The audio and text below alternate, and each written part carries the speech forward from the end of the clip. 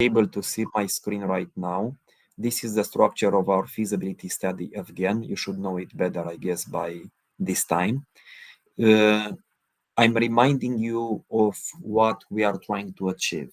So we are trying to evaluate the financial feasibility of a specific investment. For this, up until now, what we have managed to do was to configure the investment. We've done it within this investment budget right here. To configure the investment budget, you remember that we started by planning the operating cycle. So what we would be doing during the operation period, day by day, from one day to the other. For instance, in my case, in the example that I have been simulating with you, I would be doing what? Buying apples, storing them, then putting them into production, passing them through different production stages, obtaining the juice, storing the juice, selling it, finally collecting the cash, and then with the cash, uh, buying apples again and restarting the whole production and selling and cash collection process, and doing this over and over and over again for who knows how many years. So we have planned our operating cycle, and each of us has understood that in order to sustain it in the future, unfortunately, it's not what we want, but unfortunately, we will need a technical infrastructure. And of course, that infrastructure will be different based on the differences, on the different requirements of our operating cycles. But in general, we would need a piece of land, maybe some sort of a building, different types of equipment, maybe furniture, maybe computers, maybe software. So these or other fixed assets like these would be the object of our investment. We would need to do the investment to invest in this sort of an infrastructure to be able to carry on with the operating cycle in the future. But before doing so, we needed also to find possible financing sources. Let's say that we have gotten maybe to a budget of 300,000 euros. Well, we've gotten to a list of investment components. Then we searched for possible suppliers.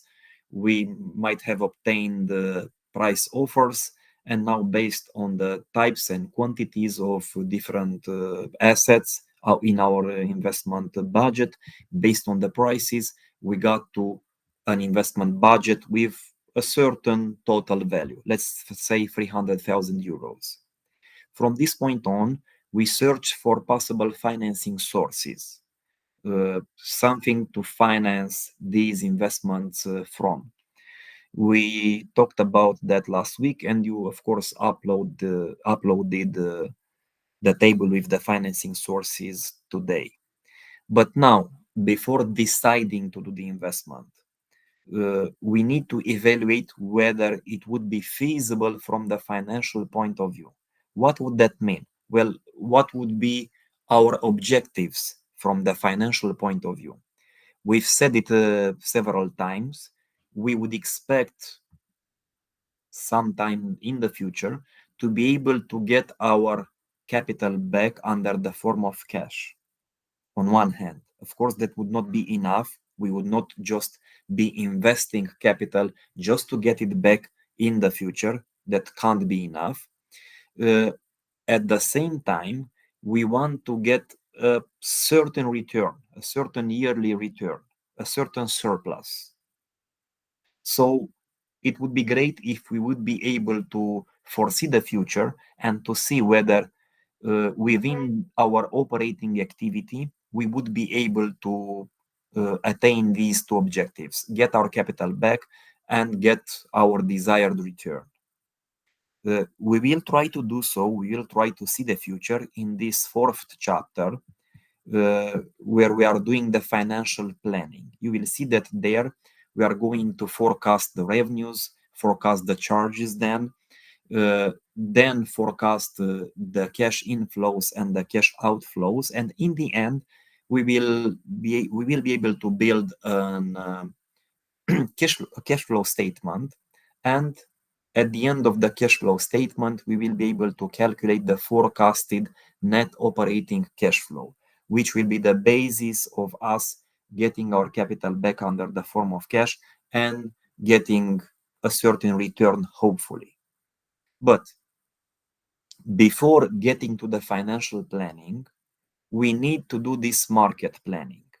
So this is where we are today. Today we are going to talk about this subject, which you will see contains the market analysis and the development of the market strategy based on the, let's say, forecasting of the demand from the part of the market. We will be able to forecast the revenues in the future, but for now we need somehow to be able to forecast the demand on the market. So again, this is our subject for today. By the end of the class, I hope that we will be able to establish some specific objectives so that for the following week, you would be able to upload this part from your feasibility studies. So let's proceed. At our first meeting, I tried to show you some statistics concerning the entrepreneurship, not only Romania, but really all over the world. And we are talking about the fact that most of us, most people around the world, throughout our lifetimes, we at least dream of starting a business, of being in business, of being entrepreneurs. Most of us. Most of us, by most of us, I mean, in any case, more than 90%. We at least dream about doing it. The same statistics show that most of us dreaming about being entrepreneurs end up only with the dream, never get to make the following step: creating a company, trying to start the business, for different reasons. But for sure, a very important reason is the following. And I can tell you this because I have many times real people in front of me, real people that are really thinking about starting new businesses. So I have them in front of me in very practical situations, because as I was telling you maybe during our last meetings, our university acted and still acts as a fund manager, granting subsidies to startups. We have financed up until now about 300 startups, about 300 new companies. And in this process, we probably encountered and lectured many thousands of people, wannabe entrepreneurs. And in many other instances, in many other environments, I have in front of me people that want to start businesses, and I have been working in this field for more than 20 years. Many of them, many of us, think about it in the following manner. There are so many companies already in existence in Romania, on a specific market, or all over the world. So who is going to buy from us? Why would anybody need us? I would say that this could be a fair and a legitimate question, of course. I don't really know how many companies there are in the world. No one does. I have access to different databases, and according to those, it seems like there would be a bit over 400 million companies in the world. No one knows for sure, because at least some of the countries are not really transparent concerning the number and the data of the companies. And even if they were, New companies are being created each day. Other companies disappear. So it's impossible to know for sure. But my guess would be that it's a bit over 400 million companies. So yes, there are a lot of companies.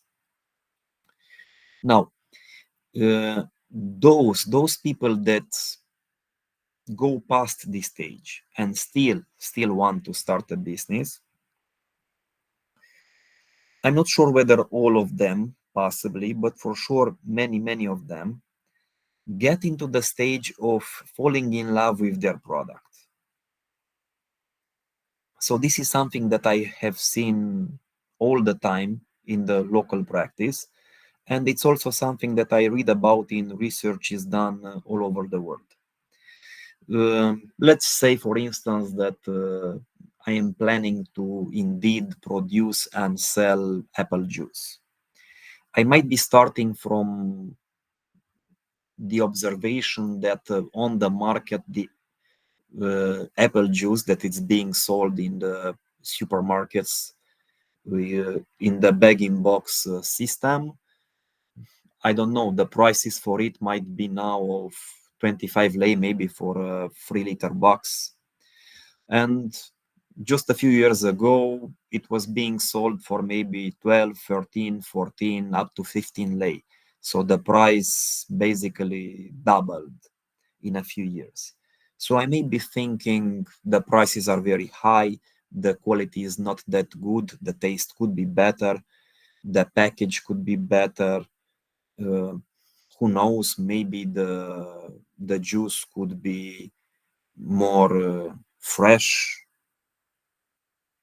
and quickly I start imagining that I could do better. I could be selling I could be producing a better tasting juice. I could be producing it from apples of better quality. I could sell it for a lower price, and so on. So you can see how pretty quickly it's easy for me to fall in love with my product, to be certain that my product would be much better than those existing on the market. And this is a common mistake, very common mistake. I instantly get the feeling that everyone else would feel about my product the same way, which unfortunately is usually a huge mistake. I'm not realizing that I am in a particular position. I would be the owner, the creator of the company.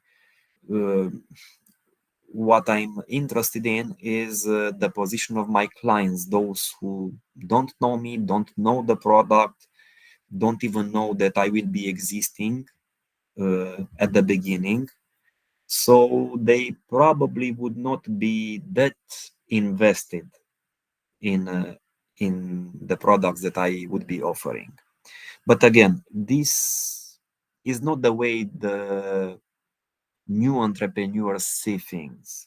They fall in love with their product and they have the feeling that others will do the same. Now, I have done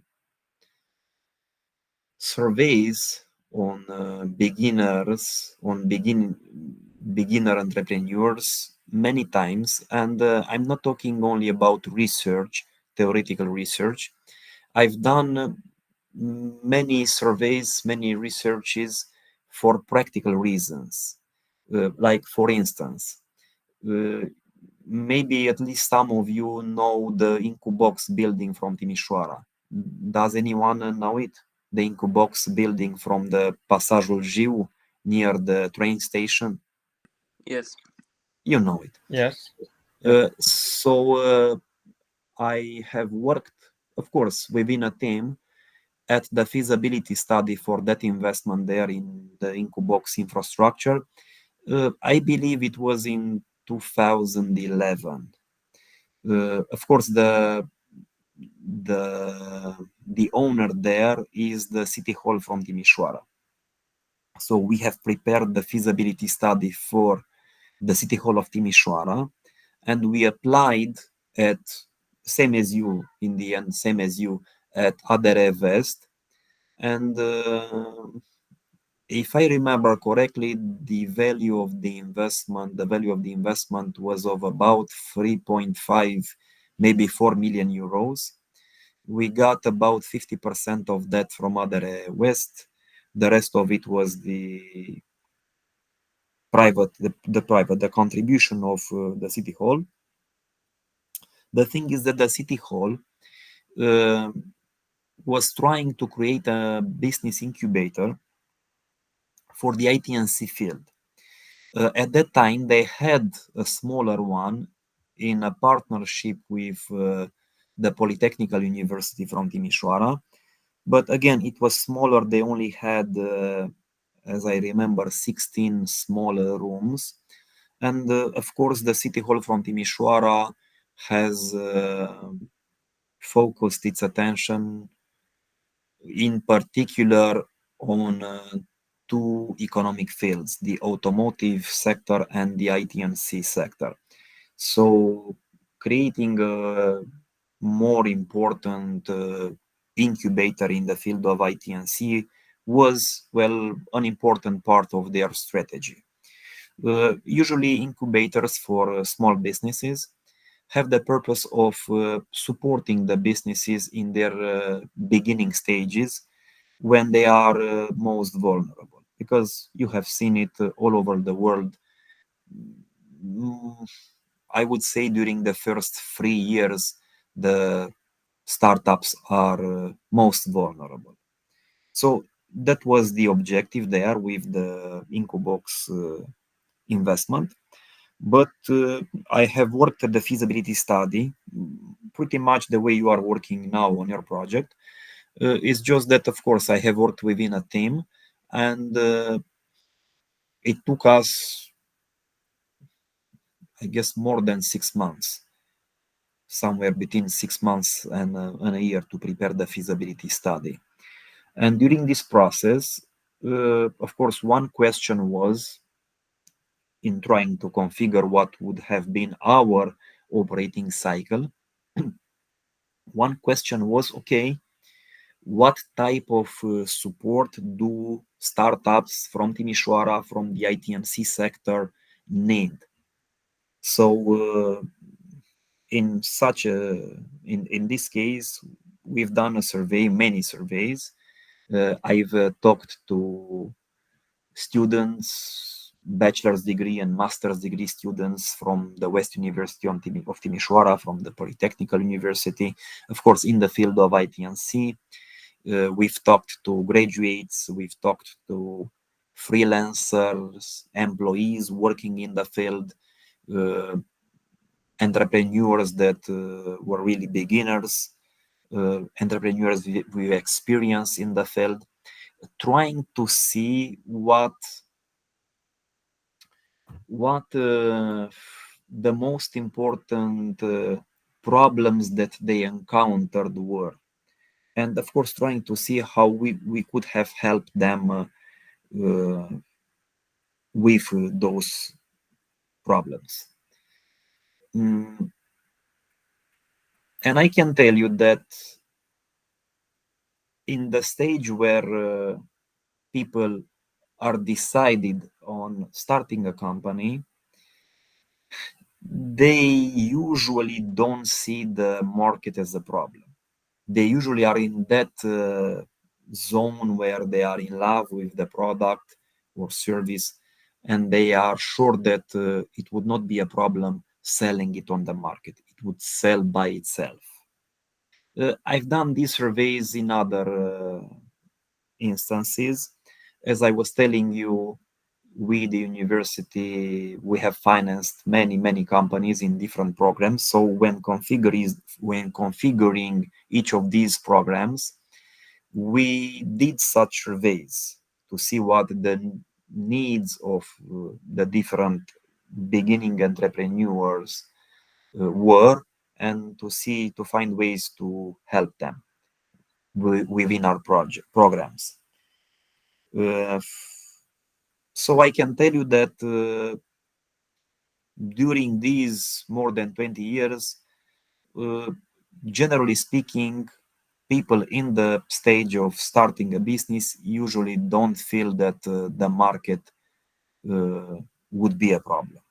They usually have problems, of course, in their views. They have problems with finding financing sources for their investments. Now, what's very interesting for our discussion from today is that when doing the surveys on entrepreneurs that have already started their operating activity, so after implementing the investment and starting the operations, uh, well, the results are very, very different because by far the most important problem, the most important barrier is the market. Most of them have huge problems with the market.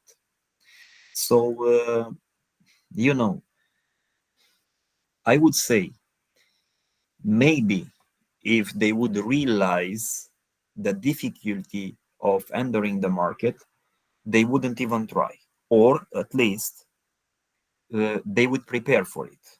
But the problem is, I guess, that being so sure of themselves, being so sure that market would not be a problem, they are focusing on everything else, but don't give a thought about the market.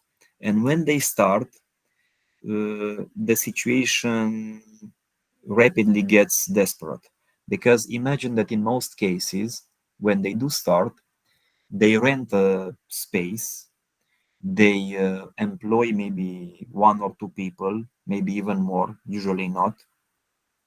And as you can imagine, this generates fixed expenses. So expenses that are not directly related to the value of the production or the value of the sales.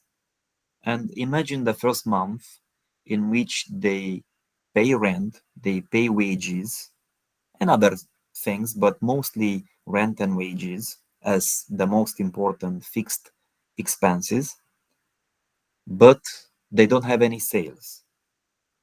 And that happens very, very, very often. Very often. What do you think happens? They panic quickly. They panic quickly and they try to cut their losses. They already almost instantly think about uh, stopping their activity, so they would stop paying rent and paying wages, and maybe going back to work or to whatever they were doing before this. So it should not be a shock.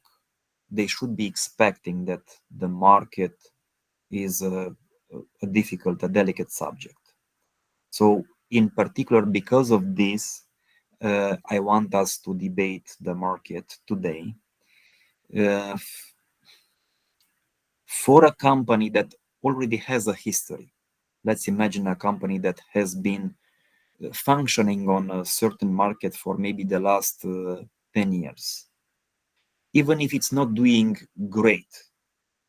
Let's say that such a company plans an investment. The thing is that even if in the future this company will not do something very special on the market with its market strategy, uh, the value of the level of the demand would probably not change that much from the level of today, at least not rapidly, because for sure there is an inertia. Whatever happens now will kind of continue to happen in the future, in the near future at least, even without the company doing much, something very creative, something very original and different.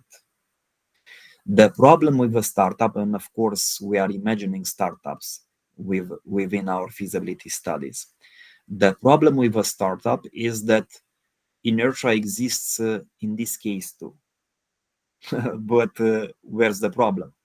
The problem is that the startup at the beginning doesn't do anything. No one knows that you exist. No one knows that you are selling fruit juice, apple juice. No one knows that your apple juice is indeed fresh, that it has a very good taste, then that it is at a lower price than the one being sold by the competition.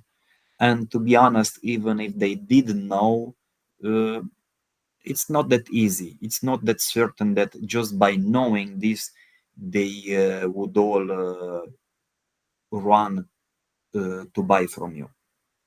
So, unfortunately, at the beginning, the company has no clients, doesn't do anything. There is this inertia that keeps it on this position.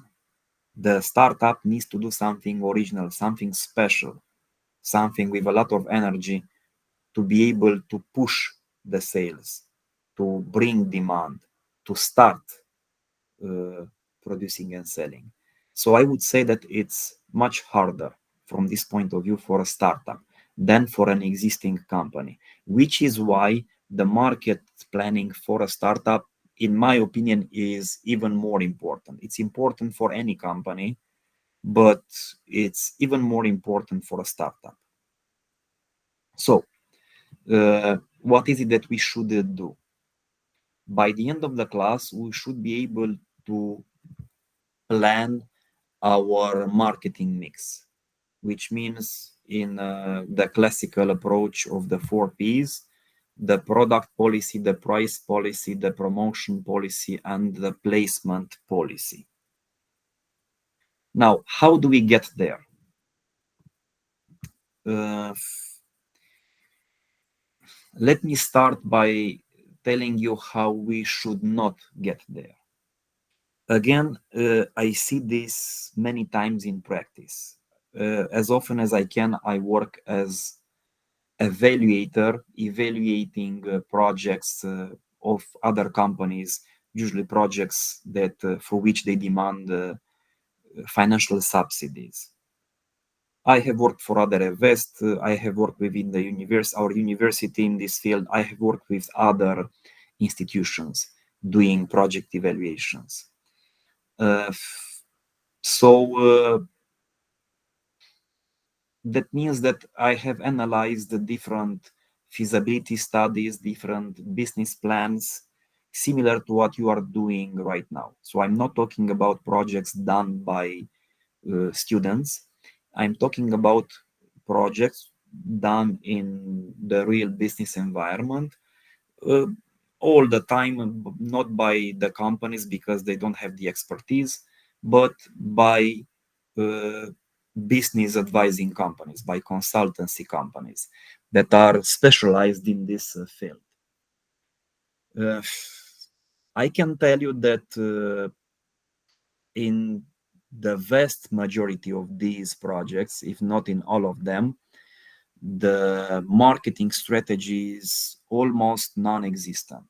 So, on one hand, I'm saying that it's a huge part of everything, it's very important, possibly the most important part. On the other hand, it's almost non existent in the real life projects. Uh, Non existent, not in the sense that they don't write anything at this chapter, but in the sense that they hugely underestimate it. Think about it for a second. In order to be able to plan the marketing strategy, you would logically you would need to understand the market, and we will come back to that. In order that you would understand your market, you need to, I would say, analyze it first. That's this part right here. But in order to analyze the market, you need to know what the market is. Who are you analyzing? So you need to identify the market. This is automatically the first part of our third chapter. And I would say that is hugely important. What is it that I find usually in real projects from the real business environment. For instance, a project submitted by a constructions company with an investment in whatever it might have been, bulldozers, other equipment, it doesn't matter now. But when it comes to their market, they say, well, our market is the constructions market. I'm sorry, but what market is that? Are you talking about from the geographical point of view, are you talking about the market from maybe Timișoara, maybe from the Timiș County, maybe from the Western region, Romania, the entire Europe or world? What market? Then, when you say constructions, what kind of constructions? Residential buildings? Are you building homes? Are you just renovating? Are you building production halls? Are you building infrastructure, utility infrastructure, maybe electrical or water or sewage, public investments? There are many types of constructions. There are many fields within the construction field. So if you only say that your market is the market of constructions, that doesn't really say anything to me. Of course, they don't define the market. Now they get to the market analysis. How can you analyze the market if you don't really know what the market is? They can't, they have no chance. So what they do is they just copy something from the internet.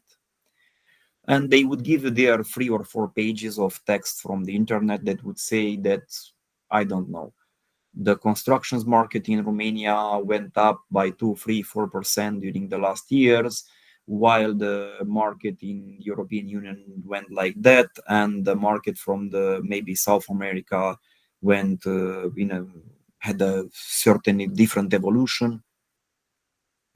I don't care.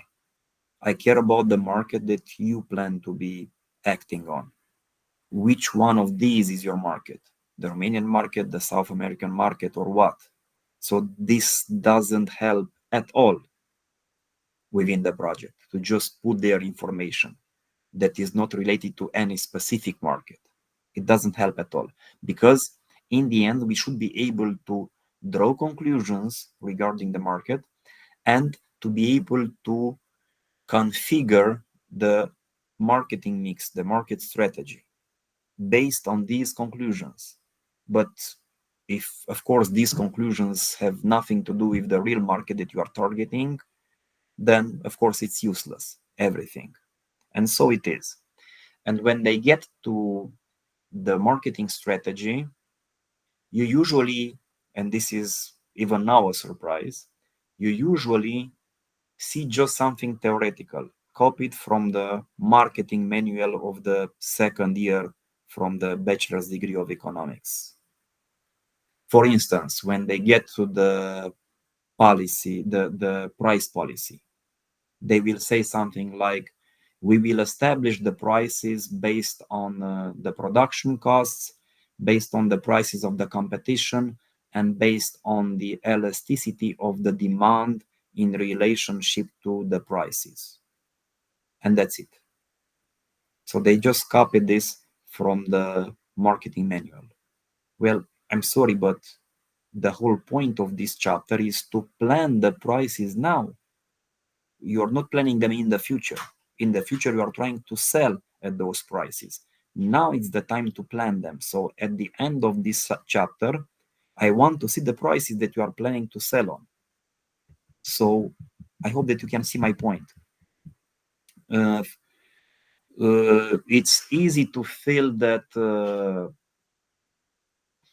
in practice, people are a lot more practical than students or master's degree students.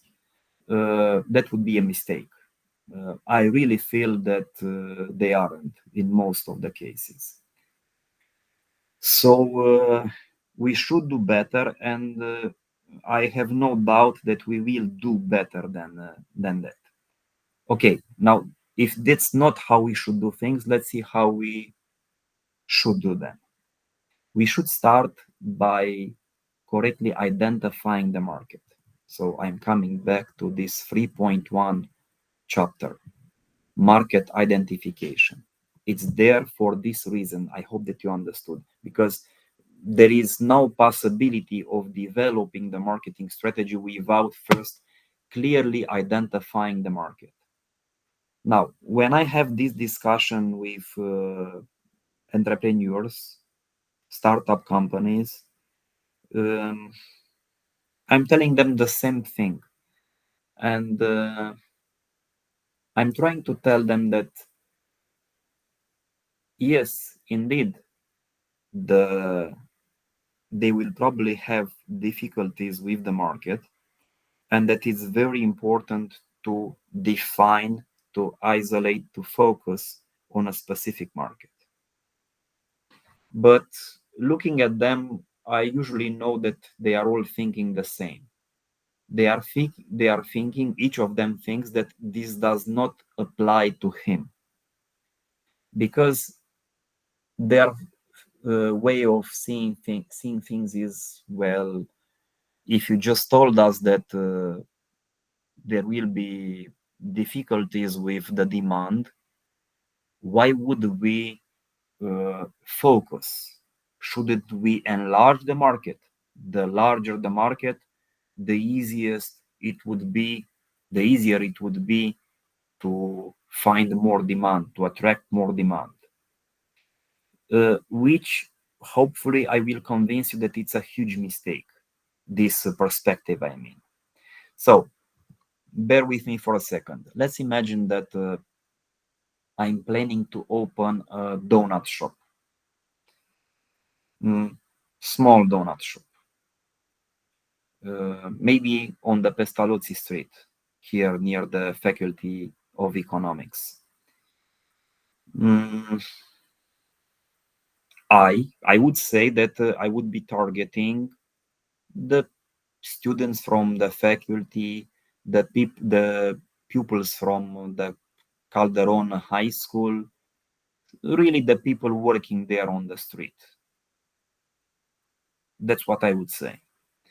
But you can always ask me, okay, what happens if someone that doesn't match that profile, maybe a student the from Pervan, from the West University of Timișoara comes, or maybe if someone comes from another part of Timișoara and wants to buy donuts, you're not going to sell donuts to him if he's not part of your target market? Well, I would. So you're going to say, well, then doesn't that mean that your market is Timișoara from the geographical point of view? In the same way, you could say, well, what happens if one day someone from Arad passes by, stops, and wants to buy a donut? For sure, you are going to sell it to him. And I would be selling it. So, of course, immediately you would be able to say, then your market is the regional market. In the same manner, you can argue that if I'm selling to someone from Bucharest, maybe my market is the national market. But of course, we can go on. We can imagine a group of maybe Japanese tourists coming to Timișoara, passing by and wanting to buy donuts. If I sell them the donuts, does that mean that my market is the world market?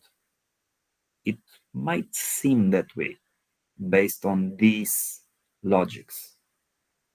But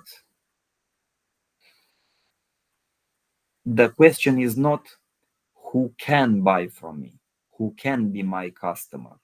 That's not the question when I'm talking about the target market.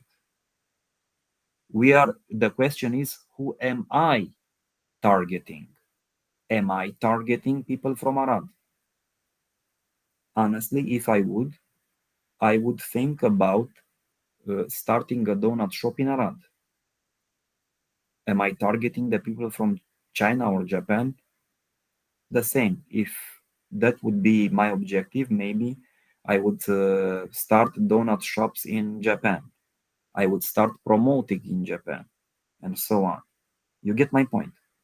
So it's one thing, the target market, the market that I am targeting, and it's another thing who could buy from me. Who are those that could buy from me? I don't have to target them all. So here at our this chapter 3.1, we are trying to isolate the target market. To this is a decision. No one can tell us what our target market is. It's a decision. We decide. I can decide that I'm targeting with my donut shop the students from the Faculty of Economics and Business Administration, which is why I'm opening, by the way, the donut shop on the Pestalozzi Street. In the same manner, I can decide that I'm targeting the tourists from Timișoara that come to Timișoara for the cultural events, as Timișoara was one of the European capitals of culture. If I would do so, maybe I would think about planting the donut shop in the center of the city. If I would be targeting the people from Arad, I might be thinking about starting the shop there in Arad, and so on. So I hope that you understand. It's a decision. I can decide to target a specific market. Now, again, when I tell this to people, they usually think that's a mistake. Why would I focus? If indeed there are so many problems with the market, wouldn't it be better that my market would be larger? Wouldn't it be easier to find customer if I would not be only targeting the people from the Pestalozzi Street, but if I would be targeting the people from the entire world? Does this really apply to me? It seems like it doesn't. Well, if you avoid deciding, if you avoid establishing your target market, you are basically saying that anyone can be your customer. Fine, that's great. Now you start the activity, you do the investment, you start the activity. And imagine yourself in the shop. As I was saying before, you already pay rent, you are paying wages for 1 or 2 employees. No one's coming to buy donuts. It's only normal at the beginning. Of course, now you are trying to search. You are trying to search for the customers. And you are trying to recall, who did I say that I was targeting? Who did I say that my customers were? Anyone. Okay, let's try to find them, but where do I find anyone? What kind of donuts does anyone eat or wants to buy? What would be the price that anyone would pay for a donut? How could I communicate to anyone? Maybe through Facebook, through Instagram, maybe through TikTok, maybe on TV, on the radio, on billboards. How could I deliver donuts to anyone? And the cruel reality is that there is no answer, because anyone doesn't exist. There isn't such a thing as anyone. There are individuals. Anyone means really no one. You see?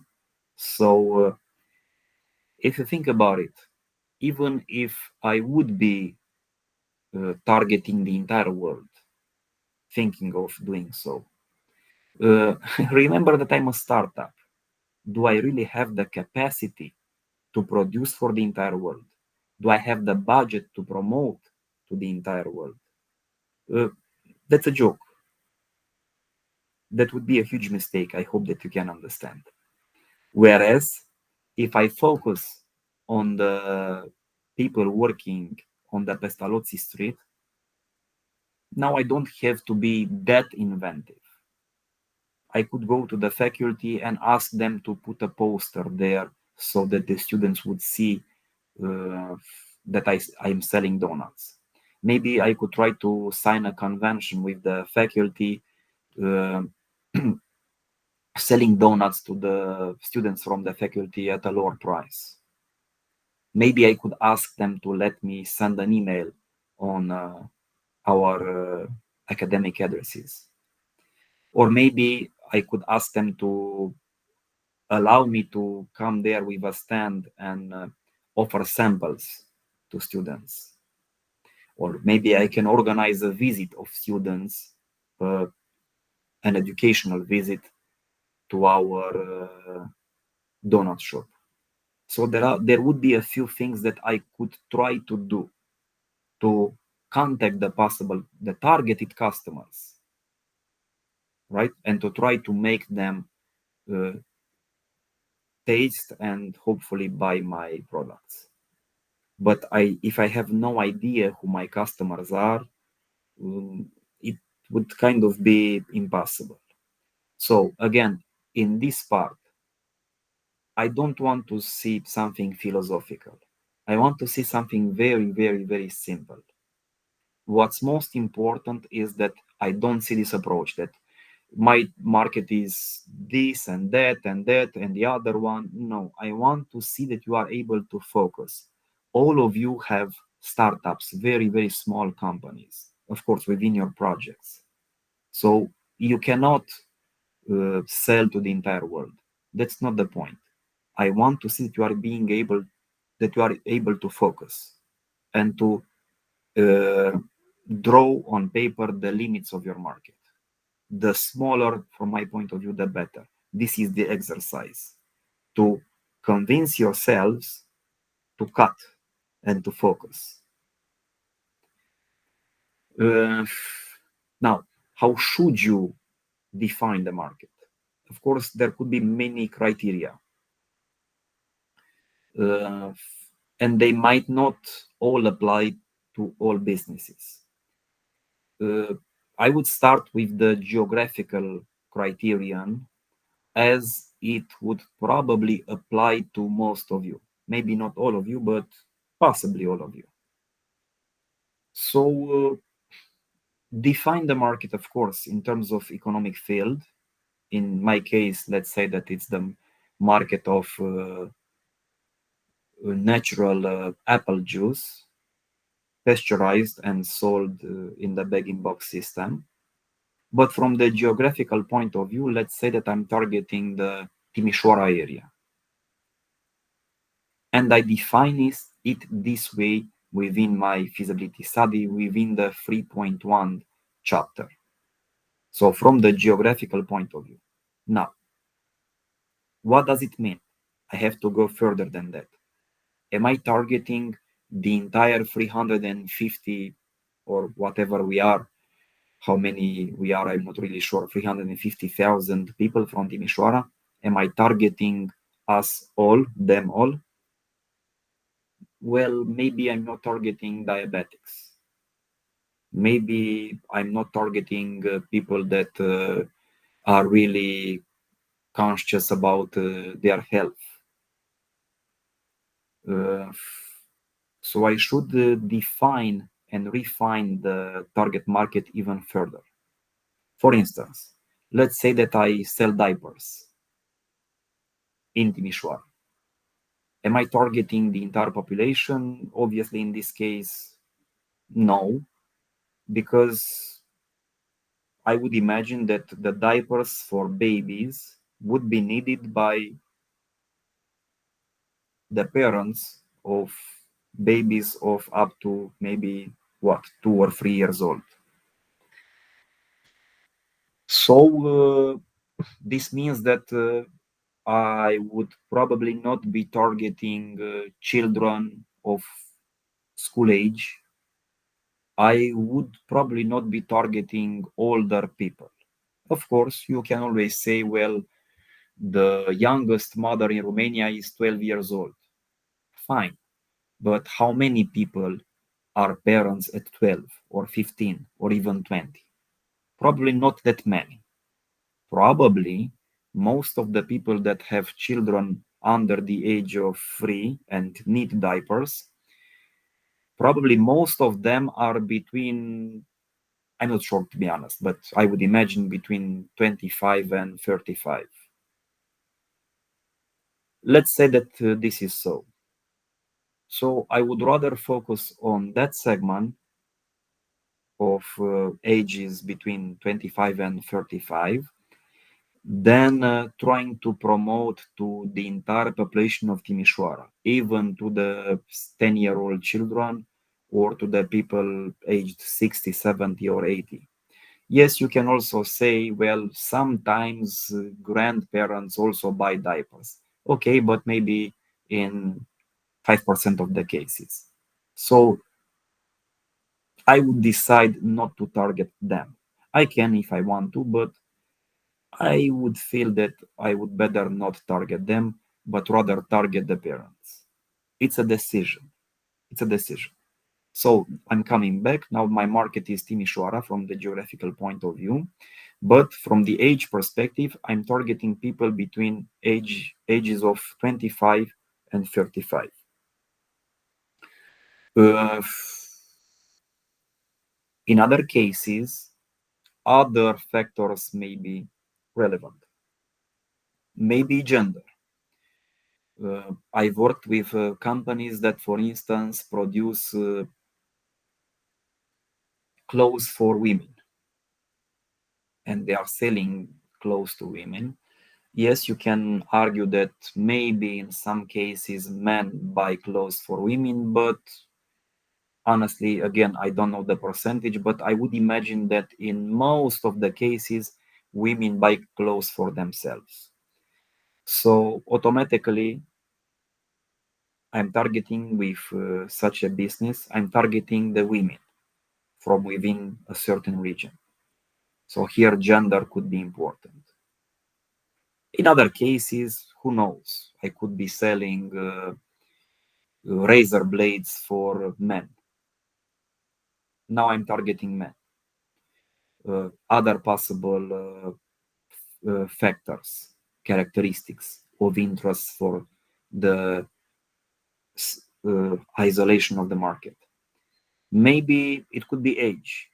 Maybe I'm offering a product. I already talked about age, in fact. Maybe it could be the educational background. Maybe I'm planning to sustain a course in the field of investments, but it targets only specialists, people that already have a bachelor's degree in economics, people that already have experience in the field. So I would not be targeting high school students or even people that graduated from other universities, other faculties in other fields. They would not have the background to understand the data related to investments within the course. So the educational background could be a criterion. In other cases, the experience, the work experience. Maybe I'm selling equipment for a specific field of work, and automatically I'm targeting people that work within that field, and so on. So the criteria that you need to use to design the market, to isolate the market, it's up to you to establish. I have given you some examples. In many cases, mm, it could be also, among other criteria, you could and you probably should also use the level of income, the monthly income. In particular, if I'm planning to sell a product of maybe higher quality, maybe a product that suggests a higher status within the society, but at a higher price, I should probably be targeting people with higher revenue. In the same manner, I could be choosing to target people with lower income. And I would imagine that within later on, within my price policy, I would take care of programming low prices for such a market. So again, it's up to you. We are going to debate this. I'm going to ask you in a second to try to put it on paper for your own projects. But I hope that you can understand. So here, within the 3.1 chapter, what's most important to me is to see that you are able to define the market clearly, to focus. I don't want to see any approaches of the sort, everyone can be my client. No, I don't care about who can be your client. I want to see that you are focusing on someone very well defined. That would be the basis for us analyzing that market later on. Otherwise, if we don't know what the market is, we can't analyze it, and it would be impossible for us to develop a logical marketing mix later on. Okay, so I imagine this chapter, the 3.1 market identification chapter, as being of maybe half a page, but very condensed and very to the point. So